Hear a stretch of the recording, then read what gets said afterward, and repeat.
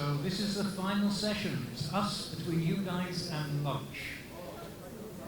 I'd first like to thank the previous panel for the beautiful segue they put into this session, talking about the increasing performance and reliance on FP&A. I'm sorry guys, I'm going to use FP&A rather than FP&B. 40 years of FP&A, it's hard to switch to FP&B. I'd like to ask you to cast your mind back, about 2.5 years ago. We're in February 2020. COVID is beginning to appear. I, at that time, had finished my finance career, was running in the operations function for my company. COVID had shut down my plant in Wuhan. It's actually in Zhejiang, but COVID had shut down my plant in Wuhan. The Taal volcano in the Philippines had meant that my employees were being evacuated from the site in the Philippines, and bushfires were disrupting deliveries in Australia. Now, how do you plan for those types of scenarios? You really can't. But I think what we've learned through the period of COVID is you need to be flexible, you need to respond more rapidly than maybe we've been used to in the past to events that are changing. I'm sure all of you had the same question. Your CEO came to you and said, what does this mean for my business? What are my numbers going to look like? And if you could forecast, that it was going to take us something like 2 years to return to normality, you're a much better forecaster than I was. I was saying that'll be over in 3 to 4 months. You can't plan for all these things, and therefore you need increased flexibility. And that's what we're going to talk about in this panel today, is how do you develop a function that can respond to events that you cannot predict. But before we launch into that discussion, I'd just like my panel members to give a brief introduction of themselves so that you know who's here. We have a very talented panel from diverse industries. So let's start with you, Ivy, at the far end. Hear me? Yes. Good afternoon, everyone. I'm Ivy from Yeoh. I have been leading the financial planning and analysis functions across 12 countries. We are basically dealing in reinsurance, broking, and human capital consulting. I'm Wilson. I'm currently working for PHC Singapore. Been there for 3 years. Basically, I'm the one that is brought in to set up the FP&A team. So it was a quite interesting and challenging time for the last 3 years. Hi, my name is Mahadevan Natarajan from Maha, and I work for WOLTERS KLUWER.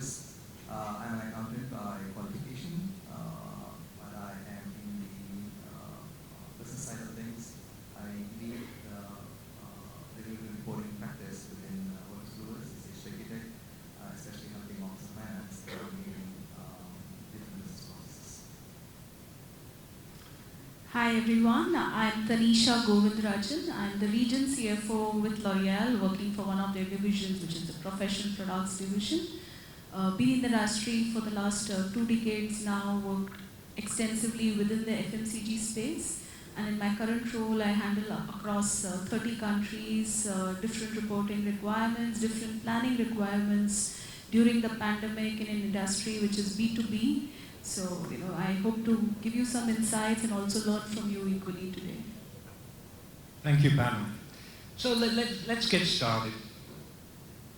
We've heard a lot this morning about supply chain disruptions, climate change, regulatory changes. There's a lot going on out there. So let's start with you, Maha, if we could. How are you responding to these influences? How are you preparing your functions for responding to, so say, uncertainty? I mean, one of my clients is in the logistic industry. Freight rates between Asia and Europe have tripled. We couldn't have forecasted that. There's all sorts of things going on out there. Yeah, definitely. So it is difficult to predict things, but at least be prepared for any eventuality, right? So what I see, at least from our customer experience perspective, is to be more proactive in these aspects, where if, let us say, a replanning or a reforecasting or a response to an event takes a couple of weeks for you to do a scenario modeling or to showcase what is the impact of that particular event in your business, then it is a little too late, where you are becoming very reactive, right? But let us say you had things like a rolling forecast or something that helps you to be on your toes on a regular basis, okay? And where the process is more efficient, where it doesn't take weeks for you to do a replanning or a reforecasting or a readjusting process. Maybe it's just a matter of days or maybe even a day, right? Which is definitely a little bit difficult, but you can do it if, let us say, you start automating a lot of things, okay? To do a bottom-up, top-down, driveways, etc., etc. A lot of techniques can be used, right? At the same time, investing in technology is definitely important to be ready to react quickly and also to be more proactive in getting ready for such eventualities. That's what I would say. Yeah, I saw you nodding your head there, Ivy. So you mentioned, Maha, rolling forecasts. And I think that's an objective that many companies would like to achieve. But one of the challenges that I found when I've tried to introduce rolling forecasts is it's very hard to get the sales organization to do rolling forecasts because they tend to want to report against budgeting. And it's very hard for them to do that rolling forecast. Ivy, have you had any experience in that? Yeah, definitely there's resistance.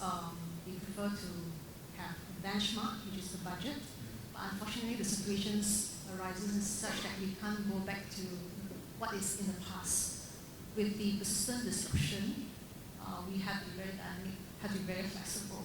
So this is a mindset change, and we just have to educate our stakeholders. That includes the sales team. Tanisha, any comments? Yeah, I think, so if you mandate a rolling forecast, people do it. It's not difficult. The problem is the quality of the rolling forecast, right? And that is where upskilling of the teams and principles need to be set well, because business and markets will always be dynamic. And no matter how much we try to automate things, there will again be a new problem, a new situation, which let's say even an AI couldn't predict. Right? So it's important for us to understand the common principles of forecasting, the pillars, which will result in a particular forecast. And when you're faced with a challenge, let's say suddenly there is an import restriction or suddenly there is a lockdown again in some parts of the world, even today, what are the levers that you really need to quickly act on, and how do you manage that? And I would say during the pandemic, what all of us have realized is cash is king. Right, all our life, I'm sure a lot of senior people are here. We've been running after sales and profit, but in the pandemic, the reality remains cash is king, and practically all of us started focusing on inventory and stock management. And that's something which we really need to understand. There's huge potential and there's huge savings which can come out of pure planning process itself. So, I think there's a huge scope in terms of quality. I'm happy to do a 6 months rolling. There's no mandate to do 12 months, but I need good quality. Well, isn't that an interesting comment? It's the quality of a rolling forecast. Why is it that in October of a year we can forecast the next 12 months, we can forecast this year, we can forecast 2023? But come June, why is it we can't forecast to June 24? It's a paradox for me personally. And a very, very interesting discussion there on rolling forecasts. Look, we've had a lot of changes in the last 24, 36 months. Obviously, our world has changed. And Wilson, I mean, how have your forecast and budgeting processes changed? And how do you expect them to change as we go into 2023? Well, I came to the company with free reign of what I need to do to set up the team. So with that, we didn't have any historics. So we had to get as much historics as we can and try to implement all the FP&A things that we need to do. So there's been a lot of resistance, like what the analysts say. try to be mandatory. Obviously, with COVID being cash is king, as mentioned, that kind of helped. That made people realize that we need to plan.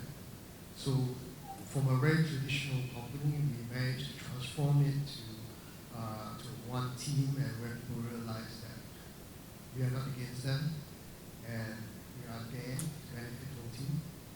So the challenge of 2022 for retail remains very stagnant because of the economic uncertainty of 22 and 23 with the recent announcement by Russia. We potentially have another interest rate rise, and that's going to affect retail tremendously together with manpower. So all these variables is going to be very challenging, one for my company and also the rest of the retail as well. Thank you, Wilson. Ivy, how has your organisation changed in response to the... I think we all feel there's greater uncertainty these days in business. Yeah, these days, I think since last year, we started off with doing budgeting in 2 steps. So the version 1 will be baseline budget. So what happens that we'll give countries the budget targets for the new year, and then they will based on the targets to build up a new year budget. And the second version will be based on the growth initiative and any regulatory change, so that we have this layer where we actually prepare ourselves in the new year, what are the changes or what the growth prospects that the company will have. Thank you. Let's move on a little bit towards talking about technology within the FP&A group.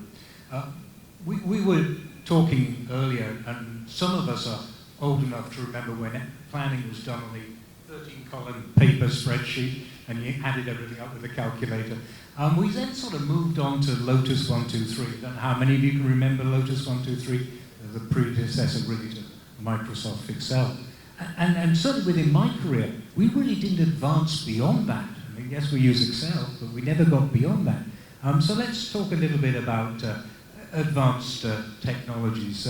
Maybe Tanisha, do you use advanced technologies or do you still use Excel? I think L'Oreal has been one of the organizations which has invested years ago in trying to automate the core functions way long back. And if I may add, earlier access to information was something which made a company profitable or grow. But nowadays access to information is out there. It's available to everyone. How do we make this information our data? And how do you make that data into insight and knowledge is what really matters, right? So in terms of technology, I would say from a pure FP&A point of view, it's good to have automated processes, but what you need to see is what are the insights which your past data is throwing and how will you build on it to predict your future in a far better way. So, and these days there are multiple technologies. I have a few friends here who could offer some of their platforms as well. But yeah, I think automation will take out a large part of manual task from the finance professionals so that we can focus on things which probably the machine can't do and can't predict. Right? So, yeah. Yeah, excellent point. And one of my pet peeves has been when I've had to use highly paid FP&A analysts to do basically routine work, so automation has plenty of opportunities. Wilson, do you have anything to add to those comments? I still feel that sounds king, to be honest with you. I mean, when you're trying to do something simple, trying to program an AI with all the parameters, and by the time you do it, you're probably done with it.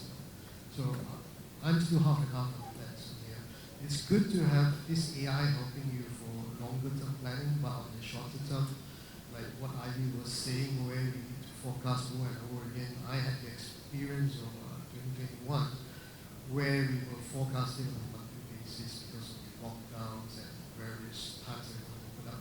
So that would have been quite a task to try to put those measures into the AI system and try to churn out something that is usable. Thank you, Wilson. And I'm glad that someone has the courage to say Excel is king. I mean, I agree with you personally, but then I think that's because I'm getting a little old. Hey, Maha, do you think there's any area of FP&A where the more advanced technology can really add benefits to the function? Yeah, definitely. I mean, of course, I would agree with Vincent on Excel is king, but if it is for personal use, single use, right? Let's say you're in a deterministic position to command and to receive information from your stakeholders, where you just comply to their request, of course it's good. But if you need more participation from them, I mean, you were talking about predictability, right? You have to narrow the gap between the actual results and the predicted results, right? I mean, of course, you work on prediction, number one, how to predict, but you also work on actual result, right? Now, to narrow the gap, you need commitment from those who are contributing to your plan's budgets and forecasts, right? To get that contribution, you definitely need some kind of a technology that gives them something that they are looking for, instead of just complying with the Excel template that they've given, that finance team has given, right?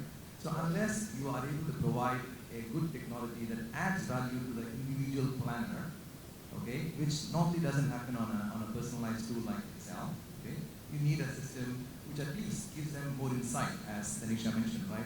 More insight before they can say, okay, this is what I'm going to commit. If I commit something, I need these resources as well to be spent in terms of cash or in terms of additional headcounts, etc. Right? So you need the commitment from the planners that gives the participation and that helps to narrow the gap. Right? That's one way where I can say technology can definitely be of help. Second thing is on connecting the entire enterprise. So if you're talking only about financial plans, of course, you're talking about the top line and the bottom line.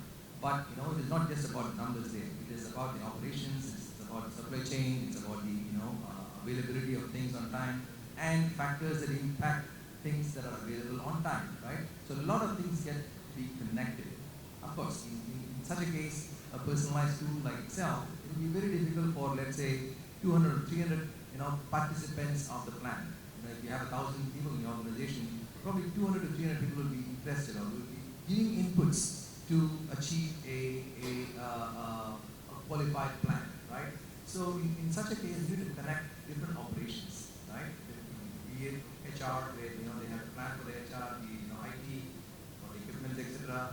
Be it operations, where they have to ensure that there is supply chain connected to your financial plan. So you need again a technology which can connect all these departments, divisions into one unified plan, and that will also help you to do a lot of replanning. Because if things happen, let's say a ship or a canal gets blocked, okay, how does it impact your financial plans? Of course, you need to draw down or connect all these exercises to get your top line and bottom line adjusted very quickly, right? So again, technology can help in connecting these divisional, departmental plans into one unified plan. At the same time, give you the ability to drill down or to replan or to adjust very quickly, right? So in those ways, yes, technology definitely can be of help, okay, in improving the overall business process. Finally, the participation should improve so that the gap between the actuals and the expected or predicted results narrow down, and at the same time,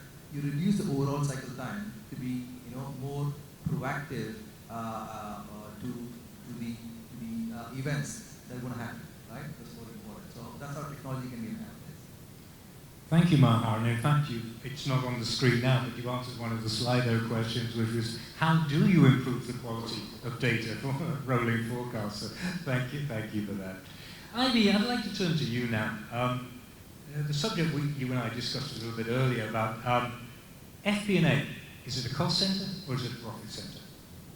In my view, it's time for FP&A to be a profit center.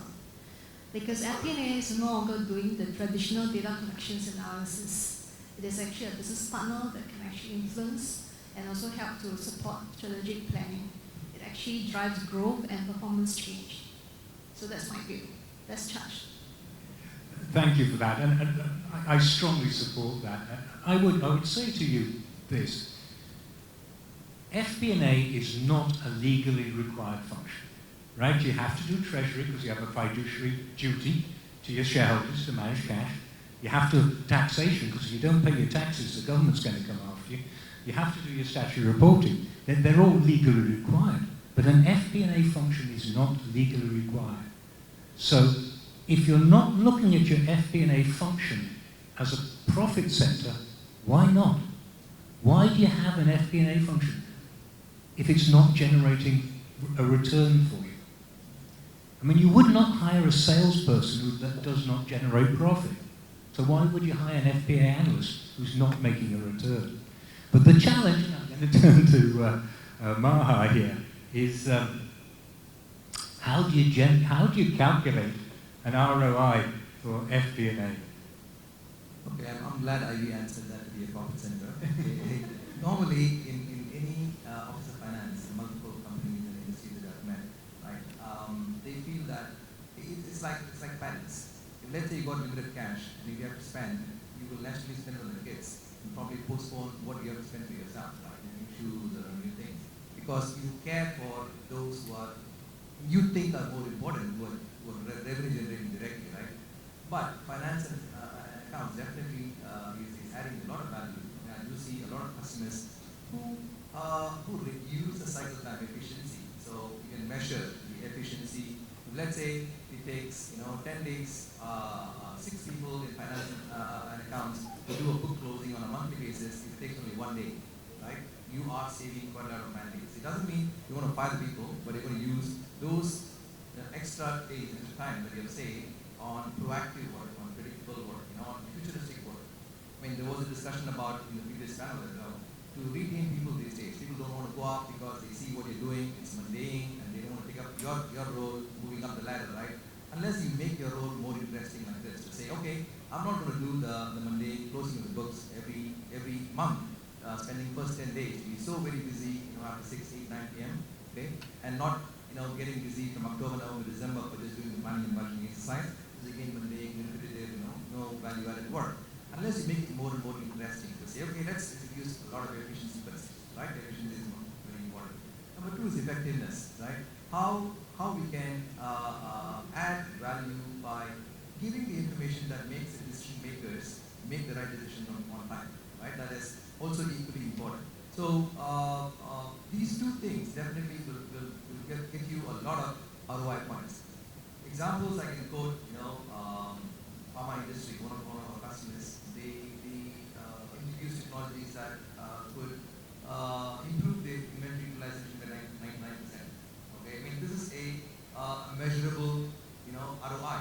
Not only that, investing in reducing the cycle time as well as planning and production process. They got a 71% ROI and payback period within like 18 months. Okay, and this is a manufacturing company, another manufacturing company. So you could measure, you can tangibly measure things that are justifying what you're going to invest in making the financial accounts process much more efficient, okay, in terms of their daily activities. Thank you, Maha. And you talked about people, and as you said, the previous panel talked about people. Let's face it, a business is only about people. I don't know any company that has no employees. It's almost impossible. You have to have people involved. So maybe Wilson, what's the key skill set that you think financial professionals need to acquire for their future development? I'm going to be cliche here. I'm going to say creative, out-of-the-box thinking. Why I'm saying that is because traditionally you're going to get a lot of resistance from so-called business partners within the company. So you need to be able to have your buy-in. And to have your buy-in is not as simple as a set steps to try to get buy-in. You got to be so creative to sometimes to convince them that we need more inputs. So like we're talking about the AI and having no buy-ins, is that different departments have different priorities, and if you are not able to match what they want to what the benefit is, it's difficult. So my advice on what critical skills coming into this profession is to be on the box thinking. Thank you, Wilson. Ivy, do you have anything to add to that? We're coming to the end of the session, and I'd like to get to the questions, but I'm sure you have some views on this topic. I think the critical skill set will be tech savvy. Given that I'm a great lover for Excel, I still believe that we need to have a mixture of both Excel and technology. Especially right now, because of pandemic, a lot of times we have this hybrid work mode, and I have 13 countries to consolidate and discuss our budget. So without technology, I can't do that. And we have to, these days the budgeting is more on a scenario planning mindset. So we need the technology to help us to do the different types of scenarios planning, so that we can have a plan with different scenarios that can be active. Thank you. Well, I think we do need to move on to Slido questions now. And there's one that seems to be very, very popular, which is FP&A. How do you use CRM and ERP as a technology enabler? Any of you like to take that one? Yeah, of course. Yeah, I mean, I can take that. I'm sure you can. So, of course, CRM, ERP technologies, most of the organizations have already invested in this because people understand that they cannot do away with these, right? But at the same time, how do you get benefit out of it? Number one is connect them, right? Because if you have a separate CRM process versus a separate ERP process, okay, then you will end up reconciling numbers between the two, number one, which nobody here wants to do, right? But at a high level, you might think that, okay, I may have to go in for individual best-of-breed solutions. I mean, there are best-of-breed solutions for CRM, there are best-of-breed solutions for ERP. That is also a good approach. But at the same time, you must have your strategy clear to say, okay, what data gets integrated between the two, okay, from a data perspective, okay? At what frequency do you want to integrate the two? I mean, that depends on the nature of your business. And if you're a long-term construction business, 18, 24 months cycle time, different versus, retail, which is on a day-to-day basis, right? So, at what frequency do you want this data to be integrated, right? So those are from a data perspective. From at a business perspective, right? Are the users going to be common? Meaning, don't make a user log into a CRM system once in the morning, and then again in the afternoon fill in some of the data in the ERP, again another system in the evening for expenses, right? And if you have multiple systems for the same user, of course, it's going to be a little bit of a challenge as long as you have technologically a single sign-on. Meaning I may have different technologies behind the scene, but that's how my strategy is because I want to go in for best of breed. But can I have a single sign-on so that I don't have to log in once, twice, thrice, and I have to remember 10 different passwords, etc., right? So those are from a technology perspective as well. That puts the business users at a disadvantageous position if you ask them for more and more information. So put yourself in their shoes to say, let me make technology help them rather than make them comply with the technology. Right? That's how I see it. Thank you, and maybe I can just chip in some of my views here. CRM is often looked at as a sales tool. Customer resource management, it's a sales tool. And if you use it just like that, you're not extracting the best out of CRM. Think about it, it can be a demand management tool, right? If CRM is good, it can predict your demand management, which can then lead into your production scheduling systems. So I think if you think about CRM as just a sales tool, you're missing a lot of the great advantages. And I would argue that if you can align all of these, like demand planning, production scheduling, that gives the sales team more reason to enter data into CRM. It's usually a one-way street for them. They put the data in, they see no benefits. Integrate CRM into all your systems, and they will see benefits. They'll see better order fulfillment times, they'll see better customer service. So that's how I would say use CRM. We really are running a little bit out of time, and I apologize for that. So I would just like to go, once again, there's a human aspect is possible. Let's talk briefly about this question about, FP&A is almost forced to be on. How do you sustain this? So probably I can take this question. Yeah, please do. There are two perspectives to this. One is, I always said I love to be in FP&A finance because, I'm with the business. I'm not doing reporting, I'm not doing the statutory part. I'm with the business, I'm running the business, I have end-to-end visibility to the business, right? So that's the motivation towards it. But what we really need to do is, from our reporting, we really need to be where the decisions are made even before the action is taken. And for that, then FP&A has to be continuous. It's always on the go. It's always, you have to keep your eyes and ears open. But then what will really help us is the data and the automation, because humanly there is only certain things that's possible. Right? If you have your data and automation help you with the base, which is standard predictions, basis history, basis past data, basis CRM, and then you're here with the management team to try and decide what needs to be done for, let's say, the next month or the next big 9-9 or 11-11. That's where the true value add of an FP&A comes. So I would say, if we have to remove the strain from the FP&A teams, to continue to add value to the business, it's very important for you to chalk out what are the standard routine tasks. Try and automate, try and outsource, try and do things where your team is focused on driving value, and the other part is coming automatically as as an input to them. Yeah, one of the reasons I turned to Tanisha for this question, if you get an email from her, it has a comment at the bottom, and I'll get this slightly wrong, I apologize, but it's something like, L'Oreal is a flexible workplace. I'm sending this email at a time convenient for me. You do not have to respond outside of business hours. So quite clear, because obviously Tanisha is working all around the globe. L'Oreal have sort of tried to avoid that, create that need that we all have when you get an email, I've got to respond. And they're obviously trying to back up, so that's why I turned to Tanisha for that. We're running out of time, and it's come to the end. It's time for you guys to get your lunch. I thank you for your attention during this session panel. I hope you've enjoyed it as much as I have. Thank you. Thank you so much. Thank you, Jeremy, and all of the panelists. Yeah, thank you.